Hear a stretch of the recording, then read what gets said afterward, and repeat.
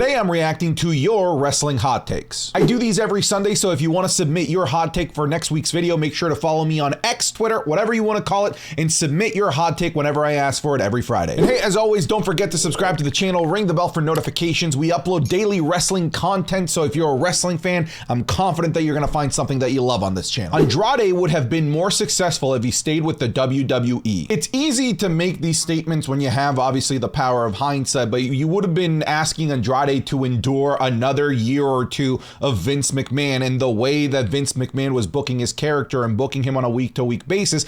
I don't blame him for wanting to leave. Had he known that Triple H was going to take over, then yeah, sure, it was a dumb move to go to AEW, but you could not know that. Had he stayed with the WWE and endured all those terrible times, then yeah, probably he'd be better off in the WWE right now with Triple H in charge, and Triple H being a vocal Andrade Cien Almas fan back in NXT Black and Gold. So maybe he'd be getting the Karrion Kross treatment, where even though Karrion Kross, isn't hitting yet, like they're still trying with him, and they're not giving up on him. That's one of the great things about Triple H's era of booking, is that he doesn't give up on things so easily like Vince McMahon used to. HBK would have never been a main eventer in today's WWE. This is very wrong, considering HBK became a main eventer in an era where it was impossible for people like him, small, athletic, high flyer dudes, to become main eventers, and yet he still managed to become a main eventer in the land of giants. I think in today's WWE, it suits him even better, because we have people who have been smaller than him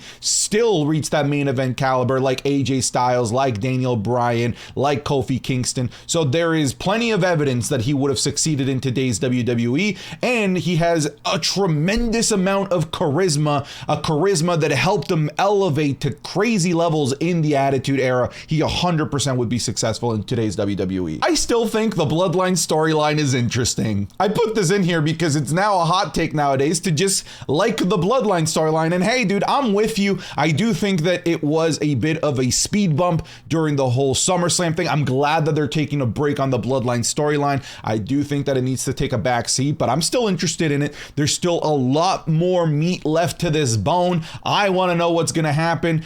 So yeah, it is still interesting. The Fiend going after the titles ruined this masterpiece of a character. I've been screaming this from the mountaintops for years, that the Fiend should have never gone for world titles. It doesn't make sense for a character that is supernatural, that is beyond human, to care about human materialistic things like championship belts, accolades, gold. It doesn't make any sense, because when you have somebody care about the human, it means that they're human. And if they're human, then they can't really be treated as the supernatural being that they are in the Fiend. So yeah, I think that it created a very odd juxtaposition to have a character like the Fiend go after world titles. Maybe there is a way to go about doing it, but I feel like it's never been able to work. The Undertaker's weakest runs, in my opinion, were when he was world champion, unless he was American Badass.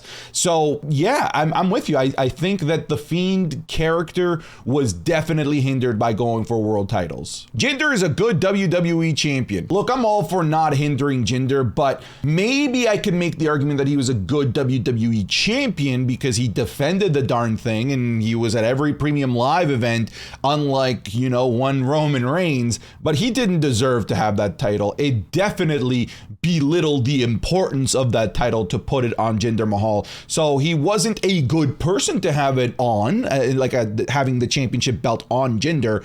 But if I'm talking like objectively, like when he was a champion, sure, I guess he was a fine champion because he defended the darn thing. Randy Orton is a top 5 on the mic of all time. His mic skills are heavily underrated. I couldn't agree more. I've been saying that Randy Orton is a master on the mic. He is a master of emotion. He's a master manipulator on the microphone, and he doesn't get enough flowers and enough accolades, because it's all about being the loudest, the most boisterous, the funniest on the mic. But Randy Orton has this level of calculated brilliance when he's on the mic. He's like a surgeon. While most great people on the mic do the spray and pray approach where they're very loud and very in your face, Randy Orton is very calculated and, like a surgeon, attacks very specific things. And I think he does it to a level of brilliance and masterfulness that isn't recognized by the majority of the WWE audience. AJ Styles' debut at the Royal Rumble was better than Edge's return at the Royal Rumble. I feel like this is a comparison that doesn't even make sense. It's like comparing a block of Lego to an apple. Like they're two entirely different things, because one is a return of somebody that was injured who was homegrown WWE talent returning after 9 years, while the other one is somebody that has never been in the WWE before. So they really are very, very different things. I think that AJ Styles' debut in the WWE is the most ludicrous, fucking awesome debut ever in the WWE for somebody that's never been in the WWE, versus Edge's return is like an incredibly emotional moment that all fans could not believe that they were seeing. Like, I feel like they're entirely different, so I can't even like compare the two. Most of the NXT main event scene deserves and should be on the main roster. Yes, there's a huge portion of the main event scene in NXT that are probably overdue for a main roster call-up. Bron Breakker has nothing left to do down there. Carmelo Hayes should be in the main roster. Wes Lee, Dijak, there are so many. Ilya Dijakovic, sorry. Dominic Dijakovic and Ilya Dragunov should all be in the main roster. But let's not rush things if there's no storyline for them in the main roster. Let's not rush things if we don't feel like we can do anything with these people yet, because this is where we run into problems of old NXT Black and Gold roster members getting called up and having really nothing for them, and then just floundering and then ending in AEW within a year of being on the main roster. Let's take things slow. Let's call them up when there's something for them. Let's call them up when there's a storyline, and then we can maximize the use of these NXT main event caliber talents to a full degree, as opposed to just being like, hey, main roster, go nuts. The PG era is the best era in wrestling. I think that the PG era is the worst era in professional wrestling, and I lived through that PG era. The PG era is bad, and it's not necessarily what I'm saying that PG wrestling is bad, because PG wrestling can be good. It can be fine. Currently, we're in an era of PG wrestling technically, and I think that wrestling is the best that it's ever been. The problem is that the WWE was going through the growing pains of trying to determine what PG meant. Did PG mean child friendly, or did PG mean not gruesome and violent?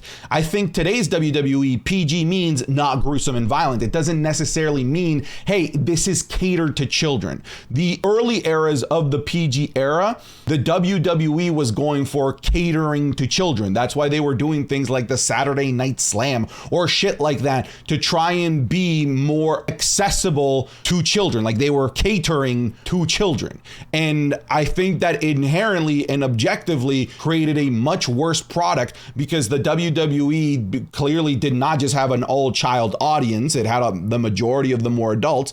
And two, they didn't know how to do PG right yet, because they were still learning. So I think that this is the worst era of professional wrestling. I think it's up there with 1995 area, like that, those dark ages of professional wrestling that I never want to go back and relive. The mower of lawns is better than the chair of wheels. I have to disagree. I'm a chair of wheels guy myself. I still can't believe that Matt Hardy picked the mower of lawns. Clearly it didn't work. Had he picked the chair of wheels, he might have been able to put Bray Wyatt away. By the way, if you don't know what I'm talking about, just YouTube Bray Wyatt versus Matt Hardy, The Ultimate Deletion, and have fun for the next 20 minutes. One of the funniest matches you'll ever see. Logan Paul needs some gold around his waist at some point. In ring, he's better than probably 80% of the main roster. Let's tone down the he's better in ring than 80% of the main roster for a second, because that is not right. He has been put in spots where he can look better than 80% 80% of the roster, and he has been given spots and things to do that make him look better than 80% of the roster. He is much better than he should be at this point in his career and with how little experience he actually has. But I don't agree with the sentiment that he's better than 80% of the main roster, but he has a level of charisma that may be better than 80% of the main roster, and ultimately I feel like that's what matters more. And he has a giant platform to be able to help promote a title like the United States title that I think the WWE should capitalize on. I agree. I think that they should put some gold on him within the next year or two. Bron Breakker will be as big or bigger star than John Cena and The Rock. Look, like, let's tamper down expectations because this is how we get disappointed, folks. To say that he's going to be a bigger star than John Cena and The Rock, like, you are literally listing two of the biggest names on the planet, all right? If we're talking about bigger stars than them in the WWE, still two of the biggest to ever do it. Bron Breakker is the future of the WWE. He will be the next big world champion. He will be a dominant force. He will be the one that WWE shoves down your throat at some point, and you're going to get sick and tired of him, and you're going to want him to turn heel. That's what's going to happen. He's going to be the next Roman Reigns. Absolutely. Yeah, he's going to be the next major star of the WWE. But like John Cena and The Rock, like, we're really shooting for the stars here. Gunther should be the one to dethrone Roman. He is too dominant in the mid-card and has already certified as the greatest intercontinental champion of all time. I don't hate the idea of Gunther being the one that dethrones Roman, but storyline wise, how do we get there? I don't think that it makes sense. I think it makes more sense to have Gunther be the one to dethrone somebody like Seth Rollins. I could get behind that both storyline wise and legitimacy wise. I'm gonna go with it's a better option for him to go after Seth Rollins. Best gimmick match of all time is Last Man Standing. Obviously, this is subjective. My personal favorite is TLC. Obviously, this is subjective. I can't tell you whether to like Last Man Standing matches or not. It's not my favorite. My favorite is the TLC match. I have a problem with Last Man Standing matches, and it's a problem that really only exists in today's version of Last Man Standing matches in the WWE. It wasn't really something that existed too prevalently in the Ruthless Aggression era or in the Attitude era, and that is that the good guy, the babyface, cannot lose unless that there is something crazy going on, like they are handcuffed, they got shot in the back of the head, their wife is about to get murdered. I guess that was an I Quit match, but there is just so many things that need to happen for the babyface to lose, and it starts to become a little bit more ridiculous. In Last Man Standing matches, I Quit matches, they kind of suffer from the same thing where it's very predictable sometimes, and the only person in that match that can lose straight up legitimately by the circumstances of the match is usually the heel. Gunther should not get the praise that he gets. He is a decent wrestler, but he's not world champion material and never will be.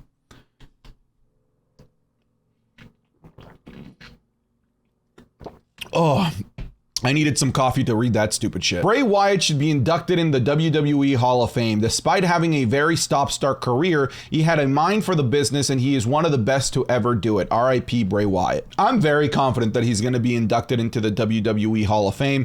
I think the career that he had, like, let's say he didn't pass away, let's just say that he retired, I think would have still been Hall of Fame worthy career, but really far down the line. He wouldn't have been a headliner. He would have been a footnote. He would have been somebody that gets inducted into the Hall of Fame. Meanwhile, you know, the headliner of the class might be somebody like Seth Rollins or something like that. I do think that WWE is likely going to be inducting him this year, and I do think that he is deserving of the WWE Hall of Fame. You have to also look at the WWE Hall of Fame. There are some people in there that have done significantly less than Bray Wyatt and are in there and have been immortalized. So I see no reason why we shouldn't immortalize Bray Wyatt in the same way. Kenny Omega should have signed with the WWE when he had the chance. I could already imagine the banger matches he would have with Seth Rollins, Roman Reigns, Sami Zayn, AJ Styles, and even Gunther. I don't disagree that I would love to see those matches. Absolutely. But I'm of the mind that AEW is pushing WWE to be better every year. Competition breeds a better product. And if the WWE is just going to take everything from AEW, all of the best parts of of AEW, then it's going to ultimately neuter AEW and make it a less viable competitor. So yeah, I'd love to see these matches, but Kenny Omega is so vital to the lifeblood of AEW that losing him would be a huge loss for AEW that I don't know if they can recover from as well as maybe they did something like Cody Rhodes, who already had history in the WWE. So I'm going to say I'd rather have Kenny Omega in AEW, but yeah, we're missing out on some fucking amazing matches. WWE should not seek/push college athletes to join developmental, rather focus on homegrown talent with prior wrestling passion/love/knowledge. I think that WWE should just do both. Why limit yourself to only one type of performer? Because that college athlete that joins developmental is somebody like Shelton Benjamin, is somebody like Brock Lesnar. That's where they were found. So you can definitely find gems that can be molded into fantastic main roster talent if you focus on finding athletes, and then you can develop them and mold them into the way that you want to mold them. Somebody that has prior wrestling passion, love, or knowledge, that's great. I think that they're going to hit the ground running really fast, but you also run into the problem where they already potentially have their set ways, their set personalities, and they can be very difficult to coach, very difficult to train to make them into the way that WWE wants to make them. I'm not saying that one is necessarily better than the other. I'm just playing devil's advocate and showing you the pros and the benefits of the two that you are comparing right now. I'd say let's have both, because that's going to give us the wider crop of talent and the more diverse group to be able to mold into the next generation of the WWE roster. Bianca Belair is overhated. She is the best women's wrestler in ring right now and is decent on the mic and a good role model, and she's got everything. You're hitting the head on a lot of things here. So absolutely, she is a great model. She is a great representation to a typically underrepresented group in the population in the Western Hemisphere, and that is black women, black girls. Absolutely, I'm with you. She is a great role model. Also, she is decent on the mic. I just think that she's given really shitty material over the last year or so. I don't think that she's the best in ring. I think that there's plenty of women that are ahead of her there, but she brings a unique skill set that most women don't have, which is her insane level of athleticism and strength. But is she overhated? Yes, I do think that she's overhated because I've seen what she can do when she isn't put in the circumstances of today in NXT Black and Gold. She can be freaking amazing, absolutely fantastic, but yeah, overhated. I would agree. Baron Corbin is probably the most underrated wrestler in the WWE right now and should be in the main roster scene. He's a safe worker and he's a great heel, and promos aren't bad. You are saying all things that are correct, absolutely, and I think all of these things are the reason he's in NXT. I think a lot of people believe that he's in NXT because they're trying to repackage him to resend him back up to the main roster. I think Baron Corbin, like you said, is such a great heel, such a great worker, and so safe that he is a perfect person to build NXT around. I think he's gonna win the NXT title. Call me crazy. I think he can help elevate that brand to add additional legitimacy, just like how Finn Balor did, but he can do it in a way that he can help foster the next group of baby faces in NXT. He can be the great foil, the great final boss for that next crop of baby faces in NXT. And like you said, because he's such a safe worker, he's going to be really easy to learn with. I think Baron Corbin going down to NXT is one of the more brilliant moves that the WWE has done over the last several months. Yeah, underrated, absolutely. Cesaro would have never worked out as a world champion. At best, he would have likely been a transitional champion, and I think he would have been a transitional champion in the Triple H era as well. I think he would have been exactly like an Asuka, just treated as an afterthought for a bigger feud between two other bigger stars. I'm sadly agreeing with you here. The Attitude Era was good for its time, but shouldn't be celebrated like it is due to homophobia, transphobia, sexism, racism, and misogyny. I don't typically get political with these things, but I think that there's something interesting here worth talking about. And you do point out some very genuine flaws about the Attitude Era, but not just the Attitude Era, just like 90s culture in general. general: homophobia, transphobia, sexism, racism,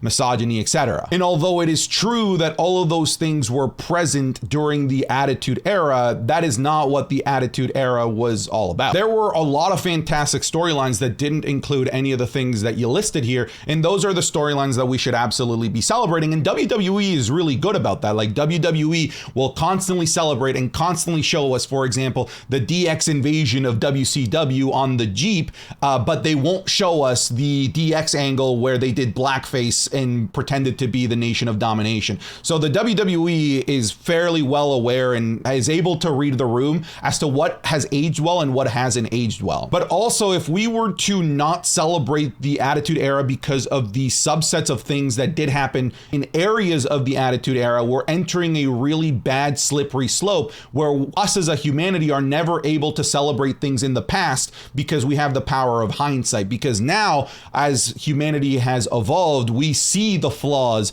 in the 90s, we see the flaws in the Attitude Era. But just like how we see the flaws back then, I am sure that we are doing things in pop culture. Maybe I'm doing something now, maybe WWE is doing something now that 20 years in the future will be seen as incredibly offensive. And then for those people in 20 years from now to look back and say, well, we can't celebrate WWE because they did these subset of things, I think would be an unfair way to look at human culture as a whole. I think that we need to be smart and we need to point out the things that we did that were shitty in the past so that we don't replicate them in the future, but we shouldn't damn the entirety of the past because of some bad things that happen in the future. I love your thought process, and I don't necessarily disagree with aspects of it, but I feel like it's a dangerous thing to not celebrate the greatness that was the Attitude Era because of like some of the bad apples and bad things that happened there, because I know the same thing is going to happen to us as a culture, as a humanity 20 years from now. Edge's last match should be against his longtime enemy, John Cena, at WrestleMania 40. Can you believe these two have never had a one-on-one WrestleMania match? I would love to see that, but it looks like Edge is gone from the WWE, but I would love for John Cena to have been the one that retires Edge. Money in the Bank should replace Survivor Series as a Big Four PLE. Hasn't it already though? I'm pretty sure that in the mind of the majority of WWE fans, that Money in the Bank is now just significantly more important than Survivor Series. Survivor Series hasn't felt important, like, Jesus, man, since like the Ruthless Aggression era. There are bouts of brilliance here or there, like the Authority storyline. War Games was pretty good, but for the most part, it's very hit or miss, and it seems like a pay-per-view that if you were to miss it, you weren't really missing anything. It seemed like an anime filler arc. It was like side missions. It's not something that you absolutely needed to see in order to be up to date with WWE television. Yeah, Money in the Bank is significantly more important than Survivor Series. Kofi needs another run with the WWE Championship. I don't know, man. I feel like that moment in time, that Kofi Mania run, like, was just it. I think that's where we should leave it at. I don't think it can ever be as special as that, and I don't know if it's worth revisiting at this point. I'm happy with the memory of Kofi Mania, so if anything, I'd like a Kofi Kingston run to undo the terribleness that was his match against Brock Lesnar when he lost the title, but I don't think we can ever recapture the magic of Kofi Mania ever again. Roman should never win another match clean until he officially loses the title. I mean, I kind of love that because it's just going to generate a level of frustration with the fans, a frustration that already exists, and just continue to build upon it to the point where when he finally loses the title, it's going to feel extra special, extra cathartic, and extra beautiful. And we're going to celebrate it to the moon because he didn't win again with some sort of nefarious means. I'm kind of down with him not winning another match without cheating. The Attitude Era had the best tag team matches. I don't know, man. I think the Ruthless Aggression era is up there. That bout of tag team matches with the SmackDown 6 were in constant consideration for match of the year. And even once the SmackDown 6 broke up, the Ruthless Aggression era just still focused so much on developing that tag team division. And it was always so strong, even without the SmackDown 6. Like, for example, once the SmackDown 6 left, we still still had the likes of Brian Kendrick and Paul London. We still had Eminem, La Resistance. We had Booker T and Goldust, for example. There was always a strong tag team division in the Ruthless Aggression era, and it always felt like the tag titles were a very, very important prize to win. What I will say is that the Attitude Era had some of the most bananas car crash matches that the Ruthless Aggression era was never able to replicate as well. They tried a few TLC matches here or there in the tag team division, but never to the level of success that they found in the Attitude Era. I just wanted to point out how awesome the Ruthless Aggression is as well, though. I'm not saying the Attitude Era tag team matches were bad or anything like that. I just want to point out that there's a strong contender in the Ruthless Aggression. All right, that's it. If you want to send in your hot takes next week, make sure you're following me on Twitter. Link in the description down below. Get out of here.